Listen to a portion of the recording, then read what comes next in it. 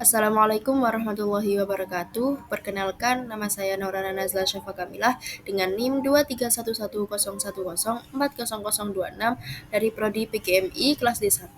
Nah, ini merupakan tugas dari mata kuliah Perencanaan Pembelajaran yang diampu oleh Ibu Dr. Lailatul Usriyah, MPDI. Pada video kali ini, saya akan menjelaskan tentang karakteristik mata pelajaran di MI dan integrasi P5 atau Proyek Penguatan Profil Pelajar Pancasila, serta profil pelajar Rahmatan lil Alamin dalam kurikulum Merdeka yang disusun oleh kelompok 8. Nah, ini merupakan pembahasan materi yang akan kita bahas. Yang pertama yaitu karakteristik mata pelajaran inti, yang kedua hubungan konsep P5 pada kurikulum Merdeka, dan yang ketiga yaitu hubungan PPRA pada kurikulum Merdeka. Materi yang pertama yaitu karakteristik mata pelajaran inti. Karakteristik mata pelajaran bahasa Indonesia. Yang pertama yaitu mata pelajaran bahasa Indonesia sebagai sarana komunikasi.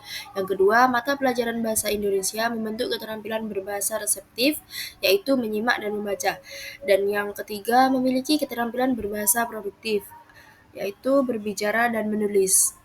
Yang selanjutnya yaitu karakteristik mata pelajaran matematika, yaitu yang pertama objek yang abstrak, kedua kebenaran berdasarkan logika, yang ketiga pembelajaran secara bertingkat dan kontinu, yang keempat keterkaitan antara materi, yang kelima pola pikir deduktif, yang keenam bahasa matematika yang jelas dan spesifik, kemudian yang terakhir orientasi pada penguasaan materi dan kompetensi.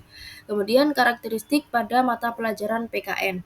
Yang pertama, multidisciplinarity, yang kedua civic skills, yang ketiga civic disposition atau watak kewarganegaraan, kemudian struktur keilmuan dan kompetensi, dan yang terakhir integrasi dengan mata pelajaran yang lain. Selanjutnya yaitu karakteristik mata pelajaran IPA. Yang pertama pengetahuan alam, yang kedua eksperimen dan observasi, dan yang ketiga teknologi modern.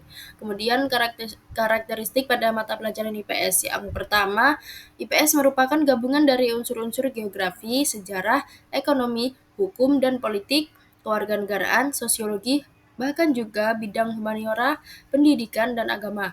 Kemudian kompetensi dasar IPS berasal dari struktur keilmuan geografi, sejarah, ekonomi, dan sosiologi yang dikemas sedemikian rupa sehingga menjadi materi atau topik tertentu. Kemudian, kompetensi dasar IPS juga menyangkut berbagai masalah sosial yang dirumuskan dengan pendekatan interdisipliner dan multidisipliner. Yang selanjutnya, kompetensi dasar dapat menyangkut peristiwa dan perubahan kehidupan masyarakat dengan prinsip sebab akibat, kewilayahan, adaptasi berbagai dan pengelolaan lingkungan, struktur, proses, dan masalah sosial, serta perjuangan hidup agar upaya-upaya survive seperti pemenuhan kebutuhan, kekuasaan, keadilan, dan jaminan keamanan. Kemudian, kompetensi dasar IPS menggunakan 3 dimensi dalam mengkaji dan memahami fenomena sosial serta kehidupan manusia secara keseluruhan. Materi yang selanjutnya yaitu hubungan konsep P5 pada kurikulum Merdeka. Hubungan konsep P5 dengan kurikulum Merdeka terletak pada tujuan keduanya yang ingin membentuk pelajar yang berkarakter kuat serta mampu menghadapi tantangan global tanpa melupakan jati diri bangsa. Yang pertama, pembelajaran kontekstual dan berbasis proyek. Yang kedua, pengembangan keterampilan abad 21. Yang ketiga, pendidikan yang fleksibel dan personal. Yang terakhir, integrasi antar mata pelajaran. Selanjutnya, hubungan PPRA pada kurikulum Merdeka. Proyek Pelajar Rahmatan lil Alamin atau PPRA dan kurikulum Merdeka memiliki hubungan yang saling mendukung dalam tujuan pendidikan di Indonesia, antara lain.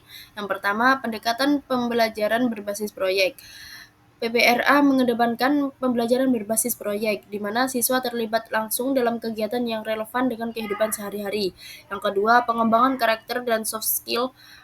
PPRA berfokus pada pengembangan karakter siswa seperti empati, kerjasama, dan kepemimpinan. Selanjutnya yang ketiga yaitu relevansi dan konteks pembelajaran. Proyek dalam PPRA dirancang untuk mengatasi masalah nyata di masyarakat, menjadikan pembelajaran lebih kontekstual dan relevan. Yang kemudian kemandirian dan kreativitas siswa. PPRA memberikan ruang bagi siswa untuk merencanakan dan melaksanakan proyek mereka sendiri, sehingga meningkatkan kemandirian dan kreativitas. Yang terakhir, kolaborasi, dan komunitas. Kegiatan dalam PPRA sering melibatkan kolaborasi dengan masyarakat dan pemangku kepentingan lainnya, menciptakan rasa tanggung jawab sosial. Cukup sekian, hanya itu yang dapat saya sampaikan. Kurang lebihnya saya mohon maaf yang sebesar-besarnya. Wassalamualaikum warahmatullahi wabarakatuh.